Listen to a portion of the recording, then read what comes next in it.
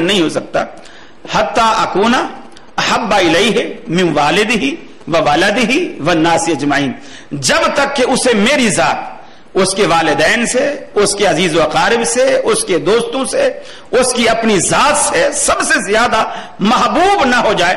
اور اس کے محبوب ہونے کا معنی کیا ہے کہ دوسری روایت میں فرمایا لا یؤمن احدکم حتی یکون ہواہ تابعا لما جئت بہ، میری ذات تمہیں کیسے محبوب ہوگی، کیسے پتا چلے گا کہ تم واقعی اللہ تبارک و تعالیٰ کے رسول کی ذات سے محبت رکھتے ہو، یہ پتا کیسے چلے گا؟ لا یؤمن احدکم حتی یکون ہواہ تابعا لما جئت بہ، اس وقت تک تم مومن کہلانے کا حق نہیں رکھتے جب تک کہ تمہاری تمام خواہشات، تمہاری پسند ناپسند، تمہارے ذہنی معیار، تمہاری ہر چیز جو ہے وہ میری شریعت، اس چیز، اس قانون اور اس دستور کے تابع نہ ہو جائے جو میں لایا۔ حتی یکون ہواہ تابعا لما جئت بہ، جو شریعت اور جو دستور، جو نظام حیات میں لے کر آیا ہوں کتاب و سنت کی شکل میں، جب تک کہ تمہارے تمام تر خیالات، تصورات اس کے تابع نہیں ہو جاتے، اس وقت تک تم مومن کہلانے کا حق ہی نہیں رکھتے۔ یہ اللہ رب العالمین نے بڑی وضاحت کے ساتھ اس چیزوں کو کھول کھول کر بیان کر دیا ہے، اگر کوئی سمجھے تو اللہ رب العالمین نے بڑی عبرت رکھی ہے ان باتوں میں۔ اور قرآن مجید میں اللہ رب العالمین نے یہی بات ہمیں کہی، فرمایا فَلْيَحْذَرِ الَّذِينَ يُخَالِفُونَ عَنْ أَمْرِهِ أَن تُصِيبَهُمْ فِتْنَةٌ أَوْ يُصِيبَهُمْ عَذَابٌ أَلِيمٌ، ڈرنا چاہیے ان لوگوں کو پیغمبر علیہ الصلوۃ والسلام کی مخالفت کرتے ہوئے۔ فَلْيَحْذَرِ الَّذِينَ يُخَالِفُونَ عَنْ أَمْرِهِ أَن تُصِيبَهُمْ فِتْنَةٌ أَوْ يُصِيبَهُمْ عَذَابٌ أَلِيمٌ، اگر تم پیغمبر علیہ الصلوۃ والسلام کی مخالفت کرو گے تو ممکن ہے رب العالمین تمہیں کسی دردناک عذاب میں مبتلا کر دے، او یصیبہم عذاب علیم، بڑی مصیبت میں ڈال دے یا دردناک عذاب میں ڈال دے پیغمبر علیہ الصلوۃ والسلام کی مخالفت سے۔ اللہ کے حبیب نے ایک اور مقام بھی فرمایا من اطاع محمدا فقد اطاع اللہ، جس شخص نے محمد عربی صلی اللہ علیہ وسلم کی اطاعت کی، آپ کی پیروی کی، آپ کا کہا مانا، آپ کی بات مانی، فقد اطاع اللہ، اس نے گویا اللہ رب العالمین کی اطاعت کی، اللہ رب العالمین کی بات مانی۔ ومن عصى محمدا فقد عصى اللہ، اور جس شخص نے محمد صلی اللہ علیہ وسلم کی نافرمانی کی اس نے اللہ کی نافرمانی کی۔ ومحمد فرق بین الناس، اور محمد عربی لوگوں کے درمیان تفریق پیدا کرنے والے ہیں، کفر اور شرک کے درمیان، اسلام اور غیر اسلام کے درمیان۔ ومحمد فرق بین الناس، ایک کسوٹی ہے تمہارے درمیان، ایک پیمانہ ہے تمہارے درمیان، ایک معیار ہے تمہارے درمیان جس پر ہر چیز کو لا کر تم پرکھ سکتے ہو۔ جس لیے دنیا میں آپ کا اختلاف ہوتا ہے سنار کے ساتھ، میاں میں نے پیسے سونے کے دیے ہیں اور تو نے زیور پیتل کے بنا کے دیے ہیں، آپ لڑتے ہیں۔ میں نے پیسے سونے کے دیے ہیں اور تو نے زیور پیتل کے بنا کے دیے ہیں۔ اب وہ کہتا ہے کہ نہیں بھائی مجھ سے قسم کھلا لو، مسجد میں کھڑا کر لو، جیسے پاکستانی لوگوں کا طریقہ ہے، سب پہ قرآن رکھوا لو، جو مرضی کرا لو، میں نے سونا دیا ہے، سونے کے ہی زیور بنائے ہیں، میں نے پیتل شامل نہیں کیا۔ اب آپ کہتا نہیں یہ پیتل ہے، وہ کہتا نہیں یہ سونا ہے، اب آپ کا جھگڑا ہو گیا۔ اب کیا ساری عمر جھگڑتے رہیں گے؟ اس کے اختلاف کا کوئی طریقہ، اس اختلاف کو مٹانے کا اس کا حل کوئی نہیں ہے، صرف جھگڑتے ہی رہیں گے۔ اب دوسری دکان سے، تیسری دکان سے، مارکیٹ میں سے 10 سنارے اٹھ کے آ گئے، بھئی کیا بات ہے، 1 گھنٹہ ہو گیا تو میں ہو رہی، کیا بات ہے، کیوں لڑ رہے ہو؟ کہ جی میں نے اس کو پورے پیسے دیے ہیں سونے کے اور اس نے زیور بنا کے دیے ہے سارا پیتل کا ہے۔ اب وہ کہہ رہا ہے نہیں جی میں نے بالکل سونا لگایا ہے، ایک رتی برابر بھی اس میں ملاوٹ نہیں۔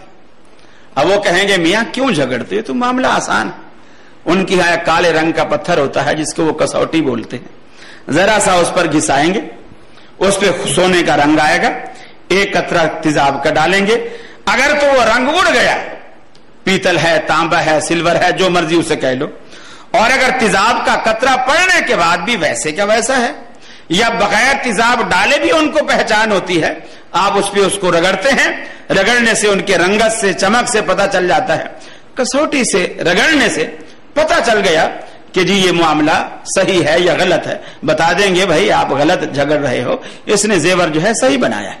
اور اگر پتہ چل گیا تو بتائیں گے بھی بالکل دکاندار کا قصور ہے، اس میں تو 100% ملاوٹ ہے۔ اختلاف مٹ گیا. اب آپ کہتے ہیں جی مجھے بخار ہے, ڈاکٹر نے ہاتھ آپ کے نبض پہ ہاتھ رکھا, ڈاکٹر نے کہا جی بالکل یہ بہانہ بنائے کھڑا ہے, اس کو بخار نہیں, اس کو بالکل بخار نہیں ہے. اب ایسا ہوتا ہے اسکولوں میں بچے پڑھتے ہیں, مدارس میں بچے پڑھتے ہیں, استاد جی چھٹی چاہیے. کیوں, کیا بات ہے؟ جی بخار آ رہا. اب وہ ایسے ہوشیار بچے تھوڑی دیر دھوپ میں بیٹھ جاتے ہیں, جسم تپ جاتا ہے, اس کے بعد فٹافٹ اندر دفتر میں آئے, جی میرا ہاتھ دیکھو بالکل بخار. اب استاد نے ہاتھ لگایا, واقعی وہ تو تپ رہا ہے, تو دھوپ سے آ رہا ہے, تپ رہا ہے, بڑا بخار ہے. میں نے آفس میں ایک چھوٹا سا 15-20 روپے کا وہ تھرمامیٹر لے کے رکھ لیا. اب بچہ جو آ رہا ہے, جی استاد جی چھٹی چاہیے. بھی کیوں چھٹی چاہیے؟ بخار ہے جی. میں نے میٹر لگا دیا. اب لگایا تو اس کا 98 سے بھی نیچے درجہ کھڑا ہوا ہے. تیرے کو کہاں بخار ہے؟ تو جھوٹ بول رہا ہے. اب اس نے جا کے دوسرے بچوں کو بھی بتا دیا کہ مدیر صاحب نے آفس میں تھرمامیٹر رکھا ہوا ہے. اب ان کو پتہ چل جاتا ہے. اب وہ جو بھی آ رہا ہے دوسرے دن, اب وہ تھرمامیٹر کا نہیں کہہ رہے, بخار کا نہیں کہہ رہے, استاد جی میرے پیٹ میں درد, میرے سر میں درد. اب پیٹ کے درد کو میٹر سے ہم کہاں سے چیک کریں؟ اختلاف مٹانے کا ایک حل ہے. مریض اور ڈاکٹر کے درمیان اختلاف ہوا, آپ نے تھرمامیٹر کو استعمال کیا, اختلاف ختم. مریض سچا ہے یا ڈاکٹر سچا ہے, اختلاف ختم. آپ نے کہا میں نے 6 میٹر کپڑے کے پیسے دیے ہیں, دکاندار نے کہا میں نے بھی 6 ہی میٹر کپڑا دیا ہے. آپ کہتا نہیں 5.5 میٹر ہے. اب ساری عمر آپ لڑتے رہیں گے؟ نہیں. اس کا ایک طریقہ ہے کہ آپ نے وہ 1 میٹر کی جو دکانداروں کے ہاں گزی لوہے کی معروف ہوتی ہے, آپ نے کپڑے کو اس کے ساتھ ماپا, جب 6 دفعہ اس کے برابر پورا آ گیا تو اس کے معنی یہ ہے دکاندار سچا ہے, آپ کو غلطی لگی ہے. ہاں اگر 5 دفعہ پورا آیا اور 6ٹھی دفعہ اس کے آدھے تک آیا تو پھر آپ سچے ہیں اور دکاندار جھوٹا ہے. تو ہر چیز کے حل کے لیے اللہ رب العالمین نے کوئی نہ کوئی پیمانہ رکھا. تو کیا دین جس پر ہماری دنیا ہماری آخرت کا دار و مدار ہے, اس کے لیے اللہ نے کوئی پیمانہ نہیں رکھا کہ ہم ساری عمر اختلافات کی دلدل میں لڑتے رہیں, جھگڑتے رہیں اور دنیا کو یہ باور کرائیں کہ اختلاف امتی رحمت, کہ رسول اللہ صلی اللہ علیہ وسلم نے فرمایا ہے میری امت کا اختلاف رحمت ہے. اگر اختلاف رحمت ہے تو پھر اتحاد اور اتفاق کو کیا نام دیں گے؟ اگر اختلاف کو رحمت کہیں گے تو اتحاد اور اتفاق کو کیا نام دیں گے؟ اس کا بھی اللہ رب العالمین نے ایک پیمانہ رکھا ہے. وہ کیا ہے؟ وہ محمد فرق بین الناس لقد كان لكم في رسول الله اسوة حسنة ما آتاكم الرسول فخذوه وما نهاكم عنه فانتهوا. ایک بات, صحابہ کرام کو یہ باتیں اتنی رچی بسی ہوئی تھی. حضرت عبداللہ بن مسعود رضی اللہ تعالیٰ عنہ نے درس دیا اور درس میں آپ نے کہہ دیا کہ اللہ رب العالمین نے ان عورتوں پر لعنت کی ہے, یہ بات کتاب اللہ میں موجود ہے, ان عورتوں پر لعنت کی ہے جو اپنے چہرے کے بال نوچتی ہیں, جسم گدواتی ہیں, بھویں وغیرہ یہ نچواتی ہیں. ایک خاتون نے کھڑے ہو کر کہا اے عبداللہ تو نے یہ بات کتاب اللہ کی طرف منسوب کی ہے, میں نے کتاب اللہ کو پڑھا ہے اور کئی بار پڑھا ہے, یہ بات کتاب اللہ میں موجود نہیں ہے. اور گویا اس کے کہنے کا مقصد یہ تھا کہ اے عبداللہ تو اللہ کی کتاب پر بہتان باندھ رہا ہے یہ کہہ کر کہ یہ کتاب اللہ میں موجود ہے, یہ مسئلہ قرآن مجید میں موجود نہیں ہے. حضرت عبداللہ بن مسعود نے کہا دوبارہ جا کر پڑھ, یہ مسئلہ کتاب اللہ میں موجود ہے. اس نے کہا میں اتنی دفعہ پڑھ چکی ہوں, یہ مسئلہ قرآن مجید میں نہیں ہے. عبداللہ بن مسعود رضی اللہ تعالیٰ عنہ نے, دیکھو صحابہ کرام قرآن مجید کو کیسے سمجھتے تھے.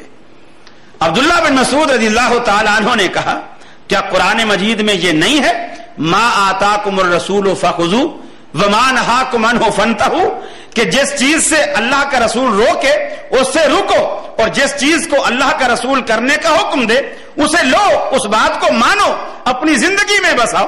کہاں ہاں اللہ کے رسول نے ایسا, قرآن مجید میں اللہ نے ایسا کہا ہے. تو پھر جب اللہ تبارک و تعالیٰ کے رسول یہ کہہ رہے ہیں کہ جو عورت ایسا کرے وہ ملعون ہے, اس پر اللہ کی لعنت ہے, تو پھر جب اللہ کا رسول کہہ رہا ہے اور اللہ کا قرآن کہہ رہا ہے جو رسول کہے اسے مانو, تو یہ بات کتاب اللہ میں آ گئی. صحابہ کرام کا قرآن مجید کو سمجھنے کا یہ ایک طریقہ کار اور انداز ہوتا تھا، اور آج بھی ہمارے لیے ہدایت اسی طرح ہے کہ قرآن مجید کو ہم محمد رسول اللہ صلی اللہ علیہ وسلم کی زبان مبارک سے سمجھیں گے، زبان مبارک سے سیکھیں گے، تو قرآن مجید کے معنی اور مفاہیم ہمارے سامنے آئیں گے اور بات